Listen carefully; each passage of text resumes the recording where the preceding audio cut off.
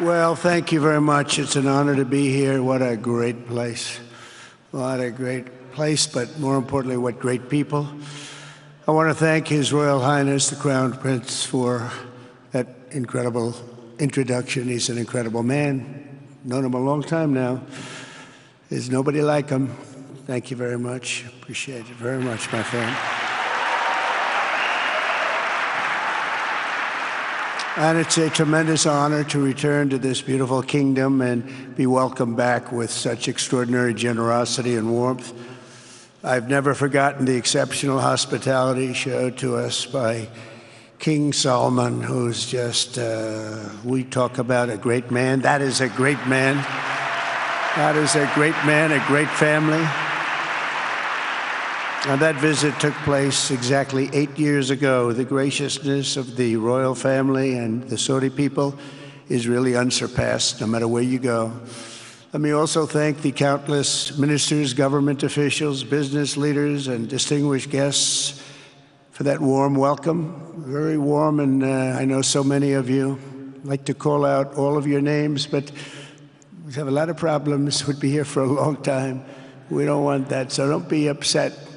With this historic state visit, we celebrate more than 80 years of close partnership between the United States and the Kingdom of Saudi Arabia.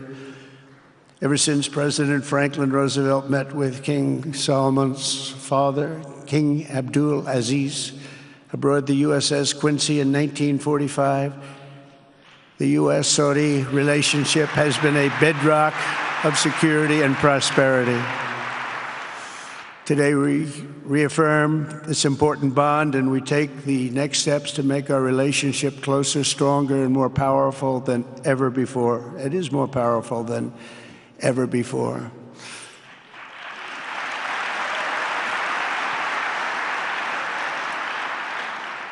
And by the way, it will remain that way. We don't go in and out like other people. It will remain that way.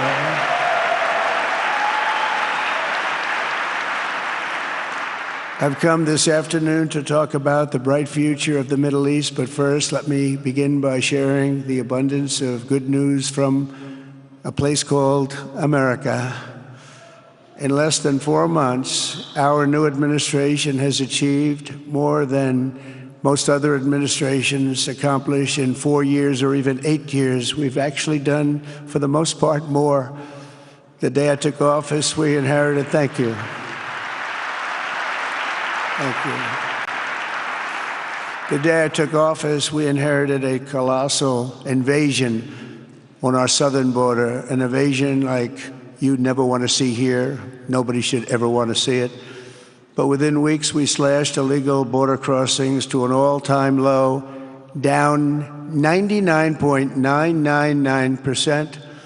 That's good, even for this great gentleman standing right in front of me. That's a good number.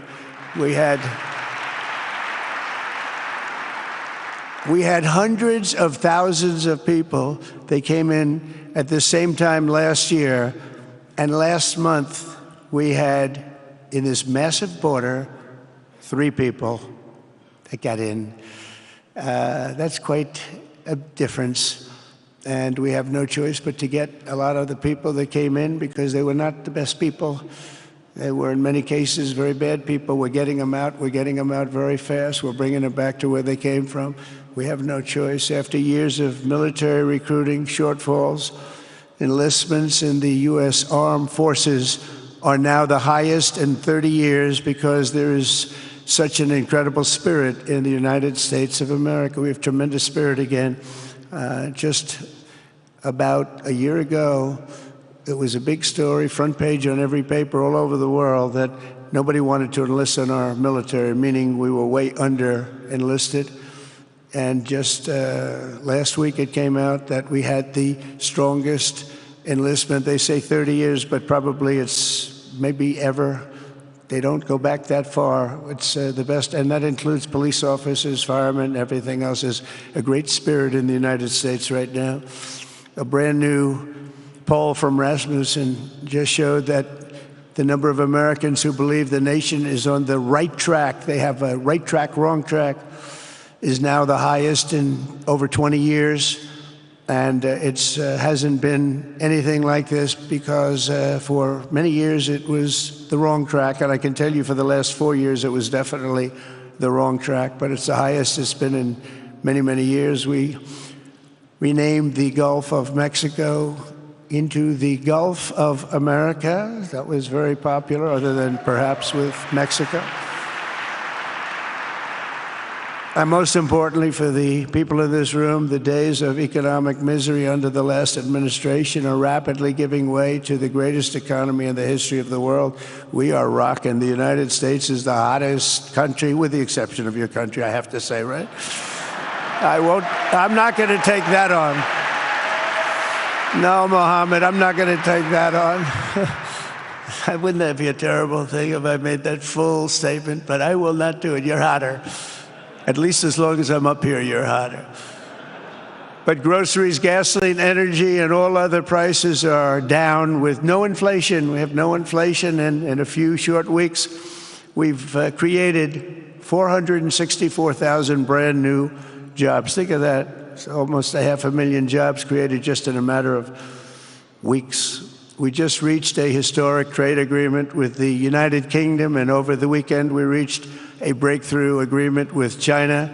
Both outstanding deals. China's agreed. We have to get it down. We have to get the little details down. And Scott, you're going to work on that very hard, but China's agreed to open up to the United States for trade and everything else. But they have to do it, so we'll see what happens. But we had a very, very good meeting with both of those countries. We are cutting 10 old regulations for every new regulation. We're getting rid of all of the red tape that is so many, frankly, countries, as they get older, they develop a lot of red tape, and we're getting rid of it. We're getting rid of it at record levels. And I'm pleased to report that the United States Congress is on the verge of passing the largest tax cut and regulation cut in American history. We think we're in good shape to get that. And if we get that, that will be like a rocket ship for our country. In the first quarter of the year, the investment in America was up an astounding 22%. More than $10 trillion of new investments have been announced or are coming just since the election on November 5th. So think of that. In a very short period of time, we have over $10 trillion, and it could be much higher than that. Not everybody comes to the White House to have a news conference that they're going to be opening up in America, but they're all coming in at numbers that we've never seen before.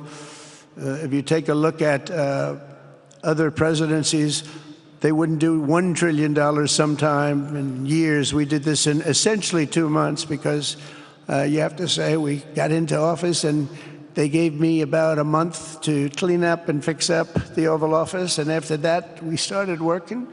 And the money is pouring in, the jobs are pouring in, the companies are pouring into our country like we've never seen before. There's never been anything like it. And we let other people tariff us into losing a lot of money and a lot of jobs, and now we're tariffing them. And it's at a level that nobody's seen. It's a level that is making us a very much different country and a very different Republican Party. We won a tremendous victory in November. We won all 7 swing states, the popular vote by millions and millions of votes. The Electoral College, we won by 312 to 226. Remember, they said, well, we could get to 270. No, we got to 312. That's a big difference. And very importantly, we won counties throughout the United States, 2,660 to 451. That's why when you look at a map, they're all red. The whole country is red. Red stands for Republican.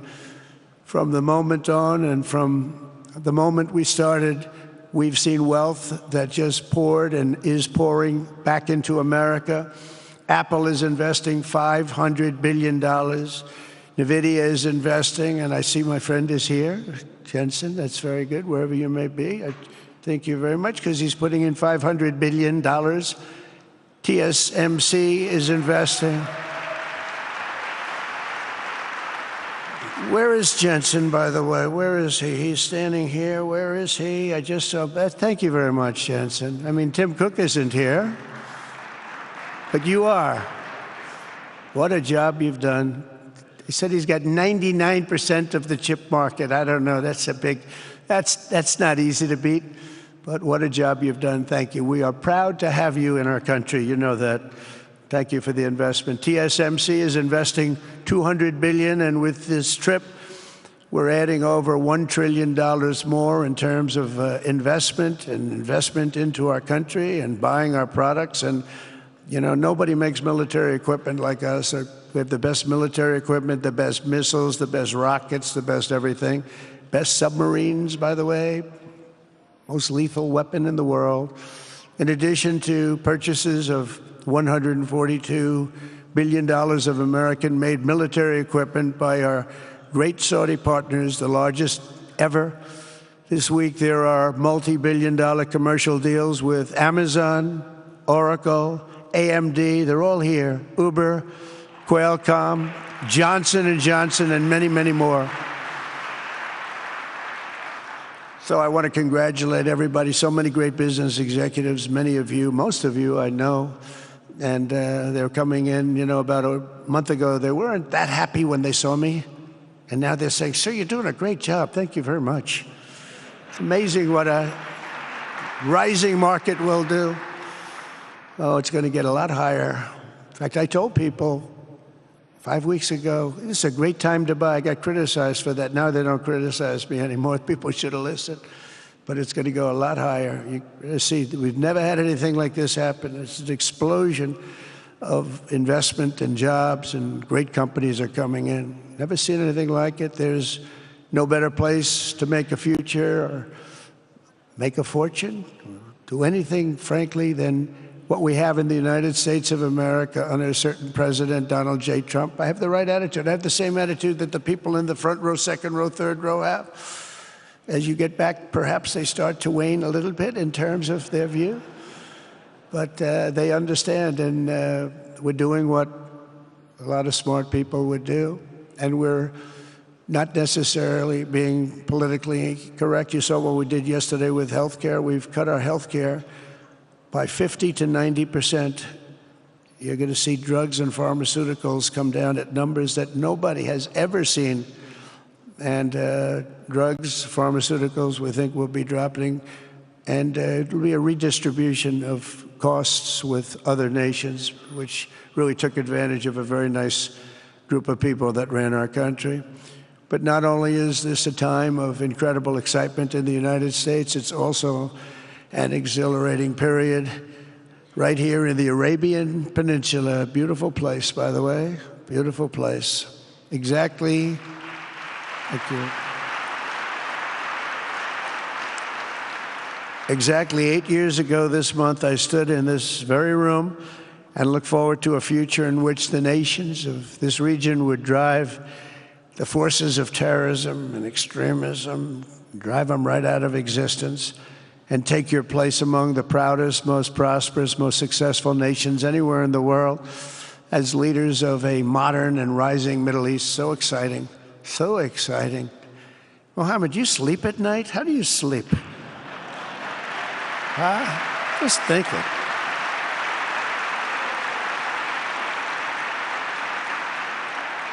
What a job. He tosses and turns like some of us. Tosses and turns all night. How do I make it even better all night? It's the ones that don't toss and turn. They're the ones that will never take you to the promised land, won't they? But you have done some job. True. But critics doubted that it was possible what you've done. But over the past 8 years, Saudi Arabia has proved the critics totally wrong. The transformation that has occurred even by these incredible business leaders. I mean, you had the biggest leaders in business anywhere in the world standing right before us. But the transformation that has occurred under the leadership of King Salman and Crown Prince Mohammed has been truly extraordinary. Such a thing has, I don't think, ever happened before. I've never seen anything at that scale happen before. And I guess, you know, maybe you could say the United States is doing pretty well too, but I don't think too many people have seen that happen before. Majestic skyscrapers, the towers that I see, the difference between now and 8 years ago. And 8 years ago was very impressive, but the towers that I see rising, some of the exhibits that I was shown by Mohammed, what I've seen there is just an amazing, it's an amazing process, amazing genius of so many people, architecture, but I have a feeling I know where many of those ideas came from. Happens to be sitting right in this room right before me, but the towers and all of the different, I've seen a lot of different towers. I didn't think there's any version of a tower that I haven't seen in one form or another. Well, I just passed 4 exhibits. I have never seen anything like any of them. So it's going to be very exciting. And they sit among the ancient wonders of a growing and exciting city. It's really amazing. Riyadh is becoming not just a seat of government, but a major business, cultural, and high-tech capital of the entire world. The World Cup is here. Johnny, just stand up, John. Johnny, thank you, Johnny.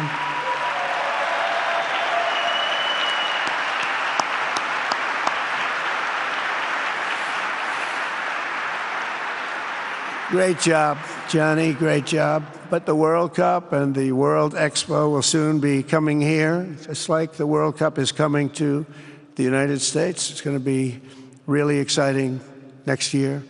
The engines of Formula One racing now roar through the streets of Jeddah in a historic milestone. Other industries recently surpassed oil. Think of it. All of your other industries now have surpassed oil. I don't know if a lot of people will understand what that means. It's so big to make up a majority of the Saudi economy for the very first time ever. So think of that. Other industries are now bigger even than oil, which is always going to be a big monster. It's a big one. But that's a great tribute to you and economic development properly used. In other cities throughout the peninsula, places like Dubai and Abu Dhabi, Doha, Muscat, the transformations have been unbelievably remarkable. Before our eyes, a new generation of leaders is transcending the ancient conflicts of tired divisions of the past and forging a future where the Middle East is defined by commerce, not chaos, where it exports technology, not terrorism, and where people of different nations, religions, and creeds are building cities together, not bombing each other out of existence. We don't want that.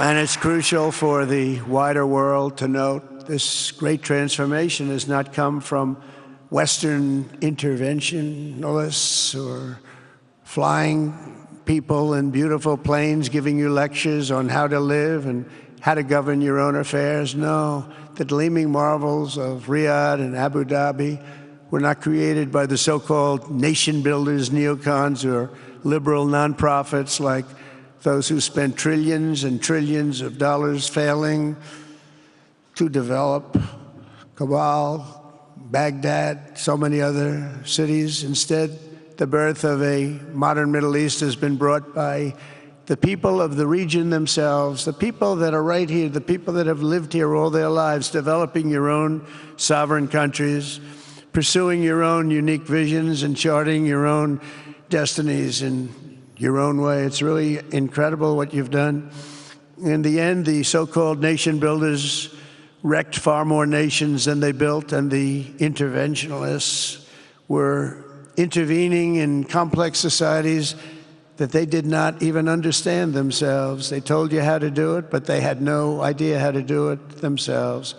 Peace, prosperity, and progress ultimately came not from a radical rejection of your heritage, but rather from embracing your national traditions and embracing that same heritage that you love so dearly.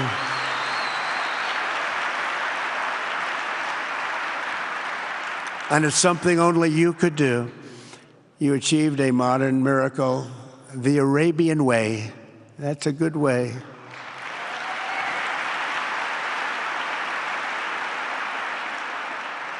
Today, the Gulf nations have shown this entire region a path towards safe and orderly societies with improving quality of life, flourishing economic growth, expanding personal freedoms, and increasing responsibilities on the world stage.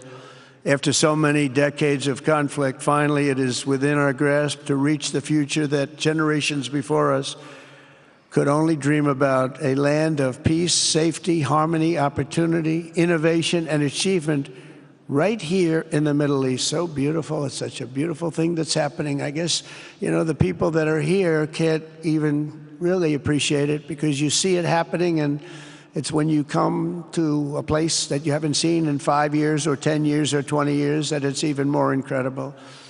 When I left office just over 4 years ago, that future seemed almost impossible, what you've done. Together we had obliterated the killers of ISIS. We wiped them out, terminated its founder and leader, al-Baghdadi. We had healed the divide in the Gulf Cooperation Council, it's a very big deal, and united the nations of the region to stand against the enemies of all civilization. We'd imposed unprecedented sanctions on Iran and starved the regime of resources to fund terror. They were unable to fund anything because they had no money left. They had no money. But the new administration came in and let them have a lot of money, and you saw what happened. It was not money well spent.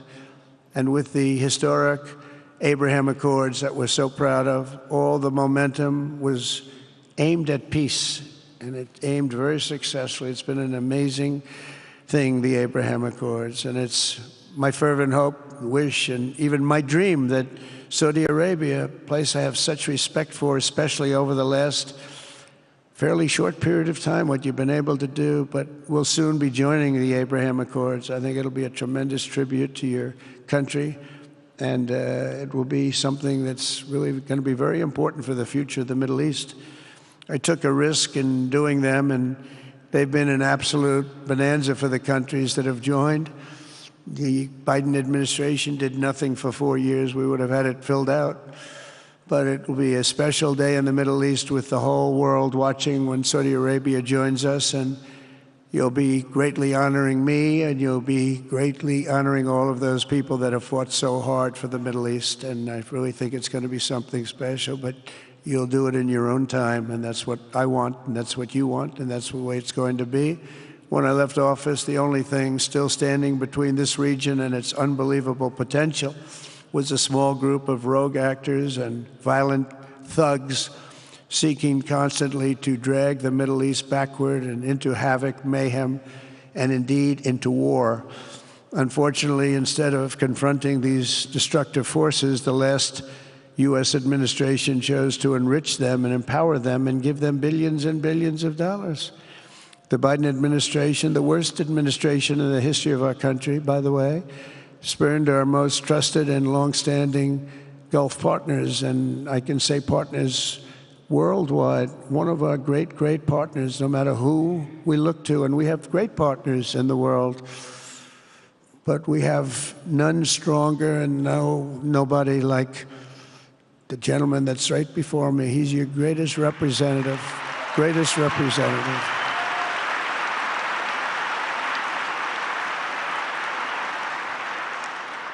And if I didn't like him, I'd get out of here so fast.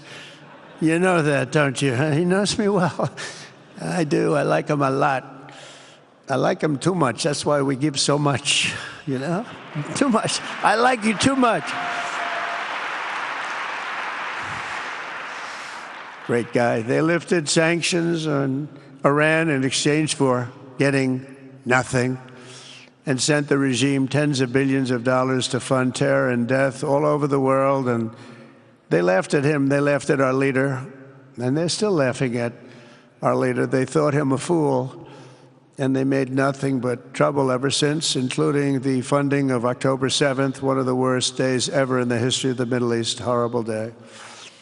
Biden removed the Houthis from the list of foreign terrorist organizations, even while missiles and drones were being launched right here at your beautiful city of Riyadh and launched at ships if they happened to be sailing in the wrong location. The Biden administration's extreme weakness and gross incompetence derailed progress toward peace, destabilized the region, and put at risk everything we had worked so hard to build together. And when you think of the great achievements that you've made, to do it in light of a pretty hostile administration, an administration that was not a believer, it makes your achievements even greater. Makes them even greater, you know that. But in a few short months since taking office, we have achieved the swift return of American strength at home and abroad, now working with the vast majority of people in this region who seek stability and calm. Our task is to unify against the few agents of chaos and terror that are left and that are holding hostage the dreams of millions and millions of great people. The biggest and most destructive of these forces is the regime in Iran, which has caused unthinkable suffering in Syria, Lebanon, Gaza, Iraq, Yemen, and beyond. There could be no sharper contrast with the path you have pursued on the Arabian Peninsula than the disaster unfolding right across in the Gulf of Iran. Think of that. They wanted to name it that. I said, they're not going to let them do that. Do you mind if I stop that? I stopped it. We're not going to let that happen.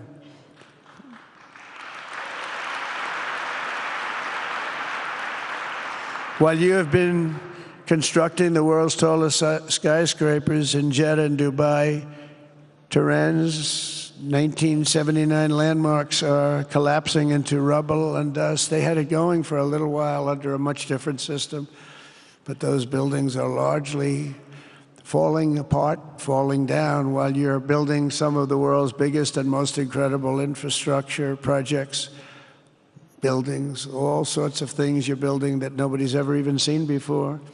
Iran's decades of neglect and mismanagement have left the country plagued by rolling blackouts lasting for hours a day.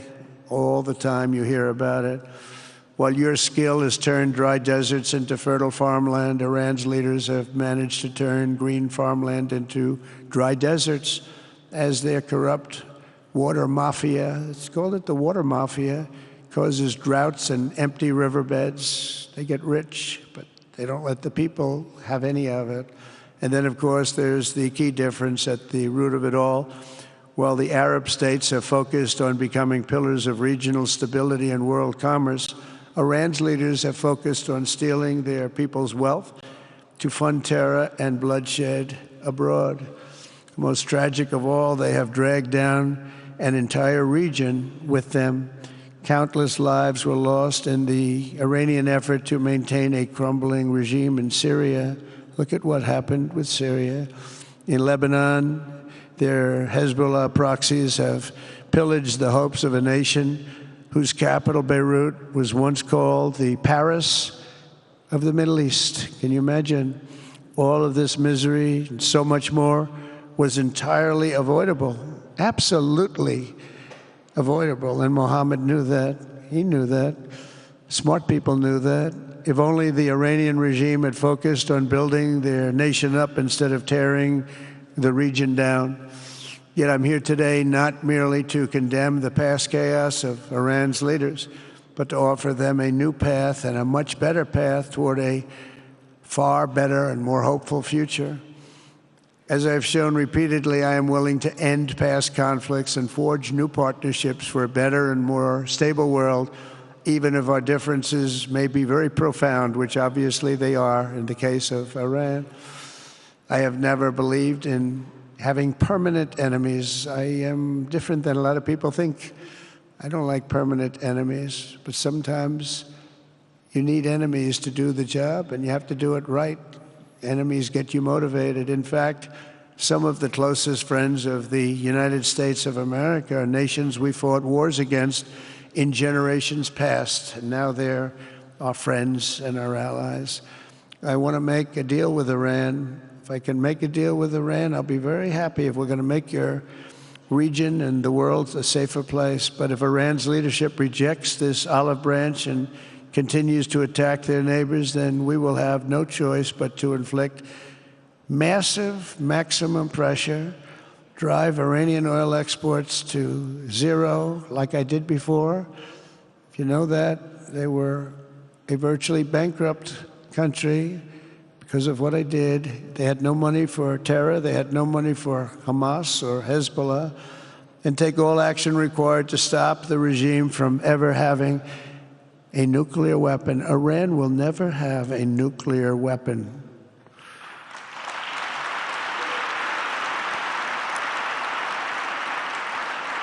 But with that said, Iran can have a much brighter future, but will never allow America and its allies to be threatened with terrorism or nuclear attack. The choice is theirs to make. We really want them to be a successful country. We want them to be a wonderful, safe, great country. But they cannot have a nuclear weapon. This is an offer that will not last forever. The time is right now for them to choose. Right now, we don't have a lot of time to wait. Things are happening at a very fast pace. They're happening right here. They're happening at a very fast pace. So they have to make their move right now, one way or the other. Make your move. As I said in my inaugural address, my greatest hope is to be a peacemaker and to be a unifier. I don't like war. We have the greatest military, by the way, in the history of the world. You know, I rebuilt our military in my first 4 years and rebuilt it into the most powerful military there is. And you saw that when I knocked out ISIS in 3 weeks. People said it would take 4 years, 5 years. I did it. We did it in 3 weeks. Just days ago, my administration successfully brokered a historic ceasefire to stop the escalating violence between India and Pakistan. And I used trade to a large extent to do it. I said, fellas, come on, let's make a deal. Let's do some trading. Let's not trade nuclear missiles. Let's trade the things that you make so beautifully. And they both have very powerful leaders, very strong leaders, good leaders, smart leaders. And it all stopped. Hopefully it'll remain that way, but it all stopped. I was very proud of Marco Rubio and all of the people that worked so hard. Marco, stand up. What a great job you did on that. Thank you, J.D. Vance, Marco. The whole group worked with you, but it was a great job. And I think they're actually getting along. Maybe we can even get them together a little bit, Marco, where they go out and have a nice dinner together. Wouldn't that be nice? But we've come a long way, and it could be, you know, millions of people could have died from that conflict that started off small and was getting bigger and bigger and bigger by the day. I've also been working relentlessly to end the terrible bloodshed between Russia and Ukraine, and very importantly, talks are being held in Turkey later this week, probably on Thursday, and they could produce some pretty good results. Our people are going to be going there. Marco's going to be going there. Others are going to be going, and we'll see if we can get it done. 5,000 people, young people for the most part, soldiers from Ukraine, soldiers from Russia. They're not from here and they're not from the United States, but they're souls. They're souls. I think usually, mostly, they're young, beautiful souls that left their parents waving goodbye, left their brothers and sisters. Goodbye, I'll see you soon. And they got blown to pieces. 5,000 on average a week are dying. And people are dying elsewhere in the region, but tremendous numbers like we haven't seen since World War II are dying, and I want to stop it. I want to stop it. It's a horrible war. Would have never happened if I were president. That's a war that would have never happened. October 7th would have never happened if I were president, because Iran had no money to pay Hamas or anybody else. They had no money. They were not looking to take care of them. They had to take care of themselves. They had no money. We stopped their oil effectively with the embargoes and sanctions. But let me take this opportunity to thank the Kingdom of Saudi Arabia for the constructive role that you've played in facilitating the Ukraine talks. And it really is, you've been amazing. You've made everything available to us. Thank you very much. Thank you. And if we get that settled, we'll pay a special tribute to what you've done. You really did lay a great groundwork. Thank you very much. Appreciate it. The West should not be dragging itself backward into another endless war in Europe, yet another endless war. We should stop the killing and work together to address the biggest long-term threats as one unbeatable team. Think of us as an unbeatable team. I mean, when you look at what you've done here, that's much more difficult than stopping stupidity. Think of it. It's stupidity. What you've done is much more difficult, and you did it better than anybody else has ever done it. As President of the United States, my preference will always be for peace and partnership whenever those outcomes can be achieved. Always. It's always going to be that way. Only a fool would think otherwise. In recent years, far too many American presidents have been afflicted with the notion that it's our job to look into the souls of foreign leaders and use U.S. policy to dispense justice for their sins. They loved using our very powerful military, and now it's really the most powerful it's ever been. We just are getting a budget approved, $1 trillion, highest budget we've ever had in history for military, $1 trillion. And we're getting the greatest missiles, the greatest weapons. And, you know, I hate to do it, but you have to do it because we believe in peace through strength. You have to have the strength, otherwise bad things could happen. But hopefully we'll never have to use any of those weapons. Seems to be an awfully big waste of money if you're never going to use them, but hopefully we'll never have to use them because the destructive power of some of those weapons are like nobody's seen before. I believe it is God's job to sit in judgment, my job to defend America, and to promote the fundamental interest of stability, prosperity, and peace. That's what I really want to do. I will never hesitate to wield American power if it's necessary to defend the United States or to help defend our allies.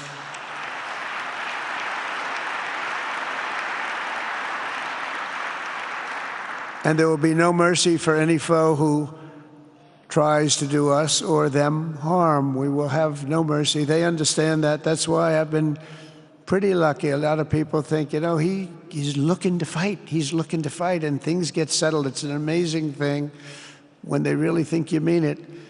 But we do. We have the greatest military, the strongest military, stronger than any. Nobody's even close. We have the best weapons in the world, but we don't want to use them. If you threaten America or our partners, however, then you'll be faced with overwhelming strength and devastating force. We have things that you don't even know about, you don't hear about, and if you did, you'd say, wow. In recent weeks, following repeated attacks on American ships and freedom of navigation in the Red Sea, the United States military launched more than 1,100 strikes on the Houthis in Yemen. As a result, the Houthis agreed to stop. They said, we don't want this anymore. It's the first time you've heard that from them, too. They're tough. They're fighters. But just days ago, we were asked to cease targeting commercial. They were not going to be targeting commercial ships in any way, shape, or form, or anything American. And they were very happy that we stopped. But we had 52 days of thunder and lightning like they've never seen before.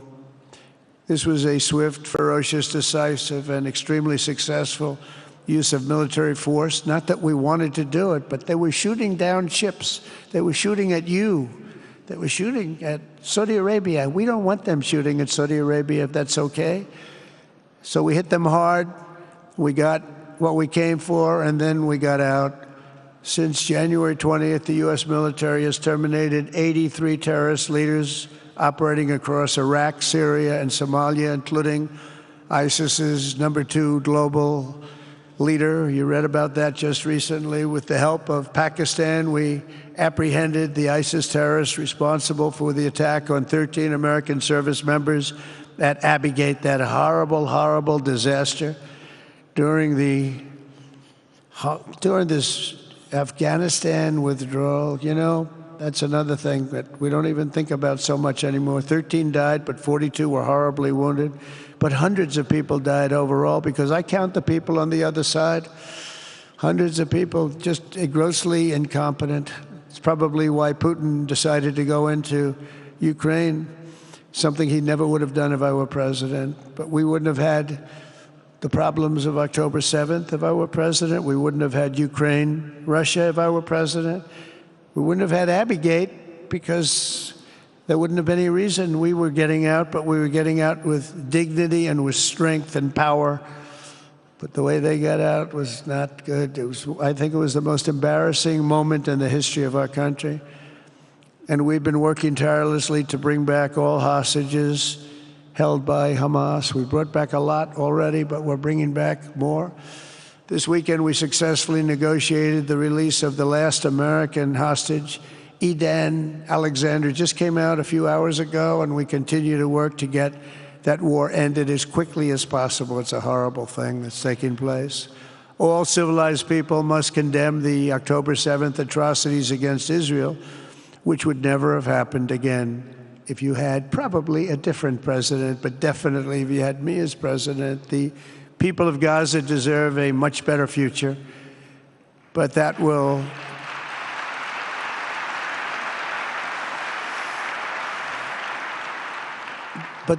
or can not occur as long as their leaders choose to kidnap, torture, and target innocent men, women, and children for political ends. The way those people are treated in Gaza, there's not a place in the world where people are treated so badly. It's horrible. After years of suffering, two of the nations most ravaged by terror are finally beginning to end their long nightmares under the new generation of leaders. In Lebanon, where a friend of mine has just become the ambassador. He's going to be great. I said, you know, that could be a very dangerous job. He said, I was born there. I'm Lebanese. I love that country. I said, but it's very dangerous. You know, this is a friend of mine from New York. I said, but it's very dangerous. Are you sure you want to do it? I never thought of him as being a warrior, but he is a warrior. He loves his country. He said, if I'm injured or die, I'm dying for a country that I love. He grew up there. It's horrible what's happened in Lebanon, but you have a great ambassador, I can tell you that. In Lebanon, which has been endlessly victimized by Hezbollah and their sponsor, Iran, a new president and prime minister have brought the first real chance in decades for a more productive partnership with the United States, and we're going to work with their new ambassador and everybody else, Marco, and we're going to see if we can really help them out and let them get over that very high grid that they're going to have to get over. My administration stands ready to help Lebanon create a future of economic development and peace with its neighbors. They have tremendous people in Lebanon, doctors, lawyers, great professional people. I hear it so many times. Likewise, in Syria, which has seen so much misery and death, there is a new government that will hopefully succeed in stabilizing the country and keeping peace. That's what we want to see in Syria. They've had their share of travesty, war, killing, many years. That's why my administration has already taken the first steps toward restoring normal relations between the United States and Syria for the first time in more than a decade. And I'm very pleased to announce that Secretary Marco Rubio will be meeting with the new Syrian foreign minister in Turkey later this week. And very importantly, after discussing the situation in Syria with the Crown Prince, your Crown Prince,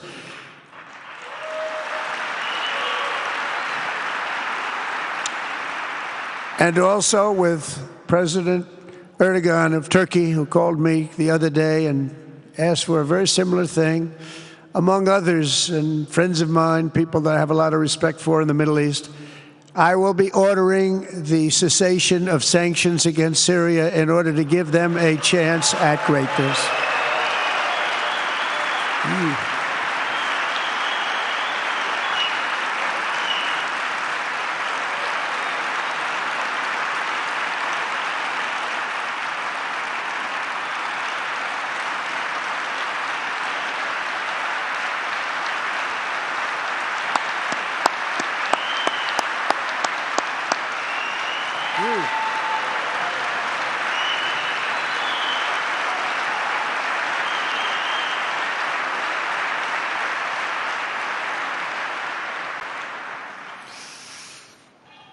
Oh, what I do for the Crown Prince. The sanctions were brutal and crippling and served as an important function, nevertheless, at the time. But now it's their time to shine. It's their time to shine. We're taking them all off, and they're going to have, I think they're going to have, based on the people and the spirit and everything else that I'm hearing about. So I say, good luck, Syria. Show us something very special like they've done, frankly, in Saudi Arabia, okay? They're going to show us something special. Very good people. Everywhere we can, my administration is pursuing peaceful engagement, offering a strong and steady hand of friendship to all that will take it in good faith. Together, we have made unprecedented strides and tremendous progress, and we're still just at the dawn of the bright new day that awaits for the people of the Middle East, the great, great people of the Middle East. If the responsible nations of this region seize this moment, put aside your differences and focus on the interests that unite you, then all of humanity will soon be amazed at what they will see right here in this geographic center of the world. It really is. It's like a center of the world and the spiritual heart of its greatest faiths. For the first time in 1,000 years, the world will look at this region not as a place of turmoil and strife and war and death, but as a land of opportunity and hope, just like you've done right here, a cultural and commercial crossroads of the planet. Security and stability will lift millions into lives of safety and success, and the nations of this region will be free to realize your highest destinies, honor your proud histories, harness amazing new opportunities, and bring incredible glory to Almighty God. People will come from all over the globe to be inspired by the cities you build, the businesses you create, the technologies you invent, and the beauty, talent, and potential you unleash right in the hearts of your citizens. Each of you will be able to take tremendous pride in the legacy you will leave to your children, because you will have given them the ultimate blessings of prosperity and peace. So important. In the United States, we've launched the golden age of America. It's the golden age. We see it. We see it with all that money, trillions and trillions of dollars pouring in, hundreds of thousands of jobs coming in with it. And with the help of the people of the Middle East, the people in this room, partners throughout the region, the golden age of the Middle East can proceed right alongside of us. We will work together. We will be together. We will succeed together. We will win together. And we will always be friends.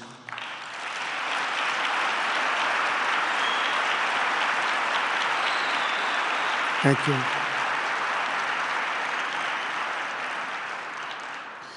So, Mohammed, I want to thank you again very much for having me. And as a representative of what I think is the greatest nation in the world, we are with you all the way, and you have a tremendous future. Thank you very much. And please pay my respects to your father. Thank you very much. Thank you.